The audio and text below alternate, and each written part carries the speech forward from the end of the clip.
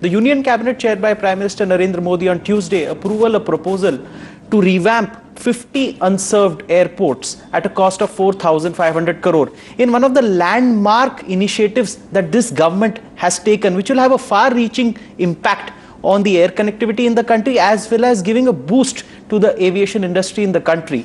I will speak to Ajay Singh. He is promoter of SpiceJet on this issue. Welcome, Mr. Singh. What are your initial comments on this proposal passed by the Union Cabinet? I think it's long overdue. We need much more airport capacity in India. Today we have 100 million air trips which are being done in a year. This means that about a person who flies on an average 3.3 times a year. So roughly 30 million Indians fly today in a population of 1.3 billion. So this is less than 3% of our population which flies today. As the country becomes richer as people have more money, people will shift from trains to planes. And as that happens, India will need a huge amount of airport capacity. Today we have 400 commercial aircraft in the country. We will need many more aircraft. Just to give you a perspective on this, our 400 aircraft compares with an airline in the United States, Southwest, which has 800 planes today. So all of India today has half the number of planes as Southwest Airlines. We have less than 1/10 the number of planes that China has today, which is close to 5,000 planes. So as India grows, India will need many more airplanes. These airplanes will need a place to park and to fly to. We are quickly running out of capacity in major airports. Those airports will need to be expanded, but the secondary airports in what we call the tier 2, tier 3 towns will have to be developed. So this is an extremely welcome step. Okay. Now talking of SpiceJet, SpiceJet have been one of the best turnaround successes in the past 2.5 years. And talking of you, Mr. Singh, as I can go back, you were the president of the school team of cricket and football while you were in St. Columba's in Delhi. You also won the Sword of Honor, which I think actor Shah Rukh Khan won later. He was a year later. You went on to IIT Delhi to do your engineering. Then you went to a university in the United States of America, Cornell, if I am not wrong, to get your MBA in finance. And you were heading the Student University Union there. Coming back to India, you started with buses. You revamped the Delhi Transport Corporation from around about 600 buses to 6,000 buses. Then you switched to politics, wherein which you were a strategic advisor for many general elections for the Bharatiya Janata Party. You started 2 channels, a news channel, a general channel in between. You took over Modi Love, turned it to SpiceJet, left it, came back to SpiceJet again, and now you're given an order for 105 Boeing airplanes for roughly about 1.5 lakh crore. Is excellence your habit and you pack too much in one life, you think? I think life's not worth living unless you do many new things. So I've just been fortunate in my life to get so many different opportunities to do so many different things. Some of them I've done with some degree of success and some not so. But coming back to SpiceJet has been an incredible experience for me. This airline, as you know, was close to shut down. It's an airline which I helped start in 2005. The airline did reasonably well, and in 2010 it was sold to new buyers, and it was doing well at the time it was sold. And then in 2014, when I was approached again, the airline was in shambles and was very close to a shutdown. So if the airline had shut down, we would have seen another Kingfisher type situation happen in the country, which would have been bad for civil aviation as well as for the general economy. Of course, so many people would have lost their jobs, and a brand that was so beloved and so well liked by people in the country would have died.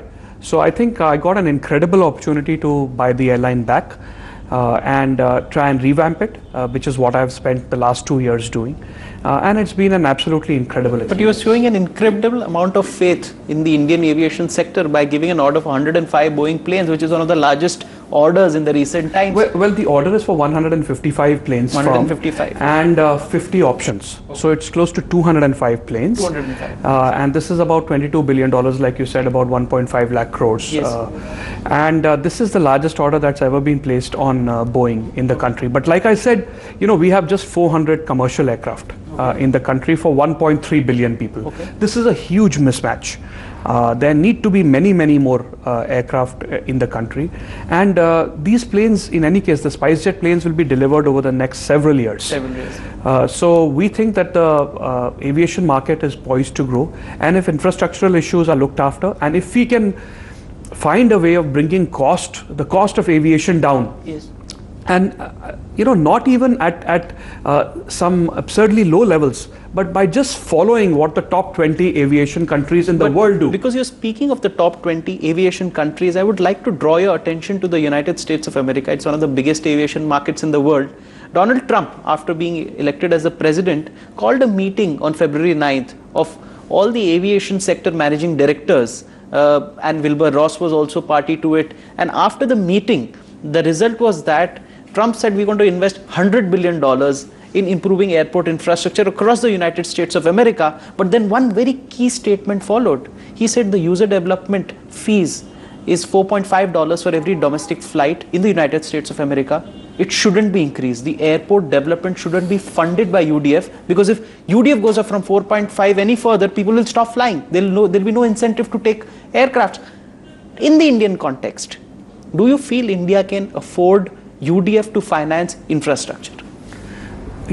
Every time you increase the cost of aviation, every time you put UDF, it gets passed on to consumers, and obviously the propensity to fly reduces, because this is a very price sensitive market. I'll just remind you that when we were going through the telecom revolution, we had 2.8 million phones in 2003.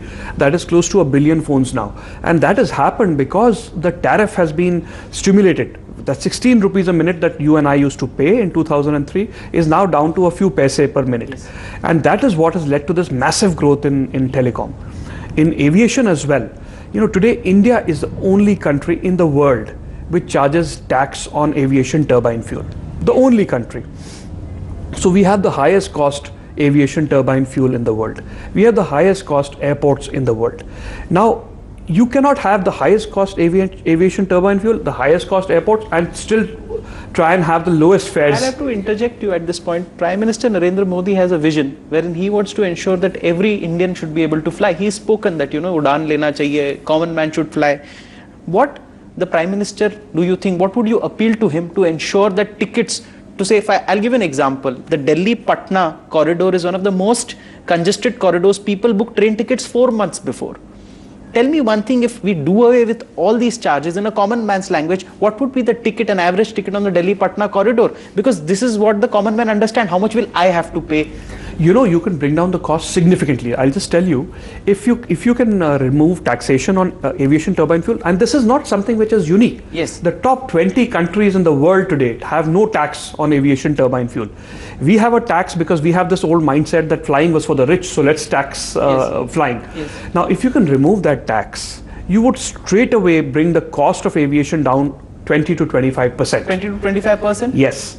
And if you can do that, obviously the tickets will become cheaper. Today, if an average ticket to Patna costs you 3,000 rupees on average in the year, it will cost you less than, close to 2,000 rupees. So you mean you can put a huge chunk of India's lower middle class right onto the airplane? Absolutely. And you mentioned UDF. Let me just say again, we have a situation where airports like Delhi and Mumbai are the most expensive in the world. Yes. Now this is happening because the consumers are, not only are airlines paying for turnaround and hugely so, the consumers are having to pay a user development fee. And like you correctly said, countries like the United States have decided that this is national infrastructure to be funded by their governments and not to be funded by imposing further taxes on passengers. Yes. So if we can follow the same model in this country, yes, there will be an explosive growth over here. In 2003, there were 2.8 million mobile phones in India. There were 120 mobile phones in China. Yes. Today we have 1 billion mobile phones. That has happened because of the tariff reduction.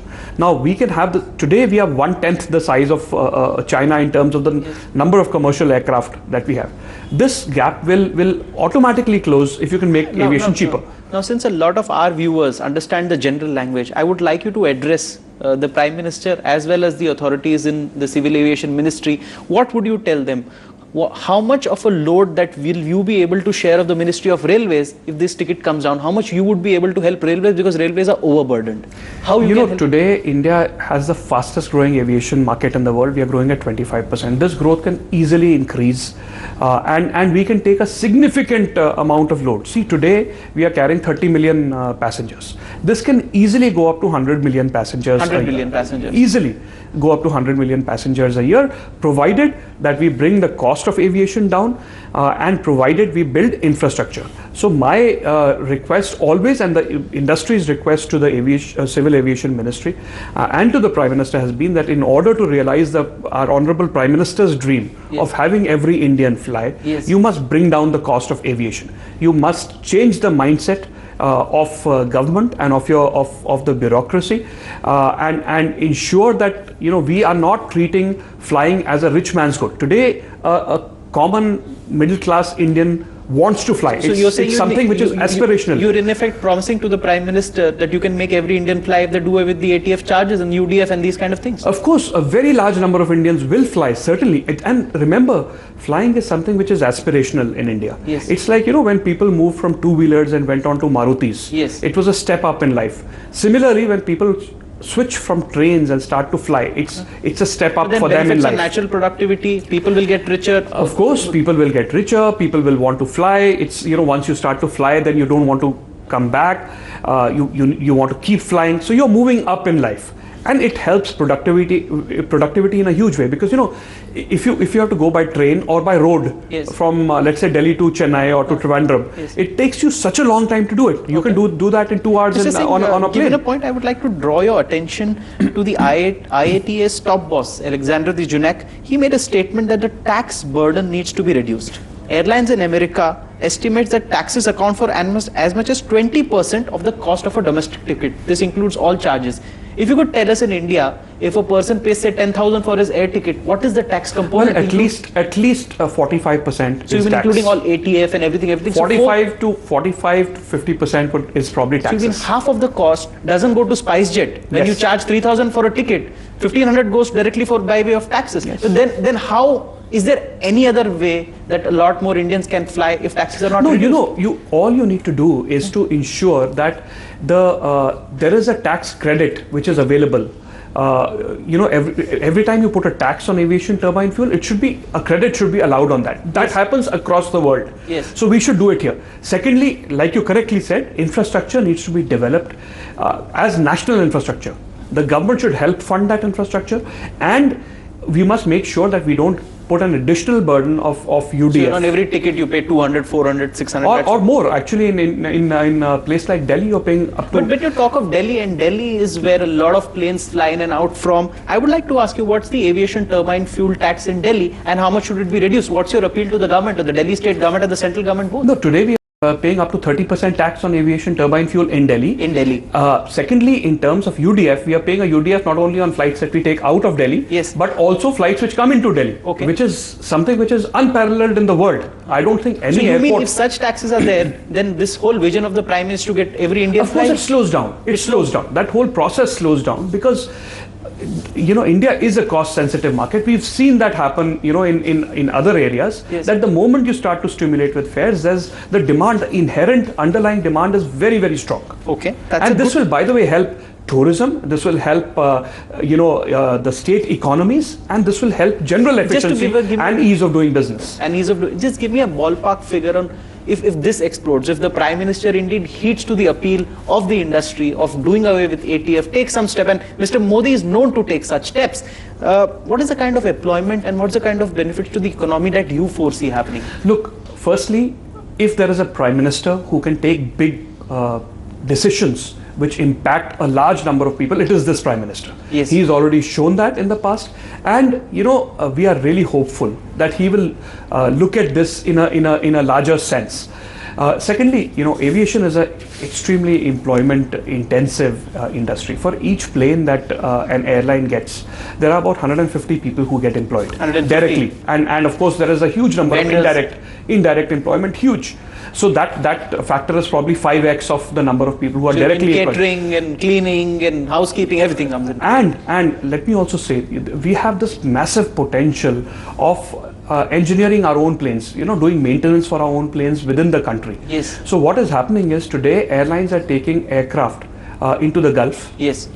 Into Sri Lanka. Yes. Because the tax burden on this is like taking your car. Yes. And not being able to service it in Delhi, but having to take it to Lahore. Yes. To get the car serviced. So that's funny. I mean, let my viewers also understand. So you mean all your planes go to the Gulf for getting serviced? Yes, they go to the Gulf. They go to the so this is something neighboring countries, and this is something that the government is aware of, and we are trying to work with them to find a solution. But see, again, when you try and service a plane in India, it gives huge employment. Yes. And not only can you service your own planes, you can service planes of airlines from across the world. Yes. So you get huge employment and technical skill upgradation. So when we talk of Skill India, we can generate engineers, we can generate mechanics, we can generate. You mean you are contributing to Make in India in a way, because all this whole industry develops? Absolutely.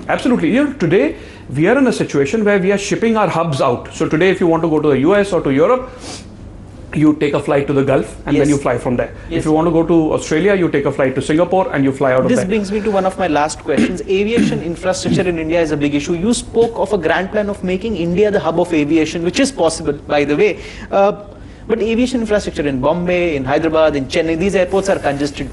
What will be your appeal to the Civil Aviation Ministry and the Prime Minister? What can be done to make India the aviation hub? We are in the heart of South Asia, poised to become a leader in aviation. How will this be made possible? I think you have to work on a multiple number of issues. See, firstly, the mindset has to change. We are a strong, vibrant economy today. We are not a third world economy that we need other hubs like Dubai or Abu Dhabi or Singapore or Kuala Lumpur to take our traffic and then distribute it. We should be distributing traffic from our own hubs, the Delhis, the Mumbais, the Hyderabad's, the Bangalores, and so on. Of course, what we need to do is we built wonderful airports at these in these areas, but we need to expand the airport. In some cases, you need more passenger capacity. In some places, you need airside capacity. So we have to work on mission mode and make sure that we create 3 or 4 large airports which become international hubs. We should have people flying into those hubs and for people to be distributed from these hubs. Yes. Indians, we ourselves are 1.3 billion people. We need to have our own airlines flying from our own hubs long distance to Europe and to US and to the far east of Asia. We should not have to go through other countries' hubs, and these hubs are really surviving today on India traffic. So we must make sure that we leverage the traffic for our own gain. I would like to end this interview with a very common kind of a statement from you, because people understand how much they are paying for a ticket in the end. If the Prime Minister indeed heeds to all the kind of appeals that you are making to him to make India grow, if they do away with the aviation turbine fuel, if UDF charges are capped pan-India, and if these requests are indeed ceded to, how much will people have to pay for, say, a Delhi Bombay, a Delhi Chennai, a Delhi Hyderabad? I would think that they would become much more reasonable. Today, let's say average fare for an airline is around 3,600 rupees. Yes.